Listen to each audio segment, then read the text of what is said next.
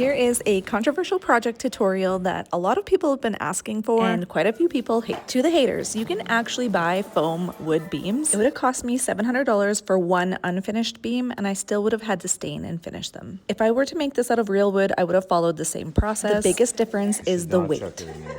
First, we cut the foam on a 45, then glued them together using the tape method to fold them into beams, used extra foam to keep the inside supports, and baseboard to strengthen up the seams. This is where I realized the indents from the prints. I used spackling on the seams to keep a nice clean look. After sanding, added primer, brushed on the first coat of fresco cream. For the second coat, this is where the wood graining tool came into play. Brushed on the paint. Down the center, I rolled the wood graining tool. On the sides, I flipped it and drug it, and then continued the process in sections. I let the paint dry overnight. Whatever you see when the paint is wet is what you are going to get when it's dry. The last step was to add some gel stain in the color chestnut. I brushed one side of the beam and then I went in to wipe. By this time it had already started to dry and not much actually wiped off. After successfully making one, I repeated the process and made 4 more that were slightly smaller. This time the foam glue wasn't working, so switched to construction adhesive, and that worked. My recommendation is just to use that. Repeat the whole process, fill seams, sand, prime, and paint. Next up came install. Our ceiling is vaulted. The center beam dimensions are 8" by 8", and we used a blade just to cut it down to size. We cut blocking and installed that into the ceiling. We made sure to space out the blocks so they wouldn't interfere with the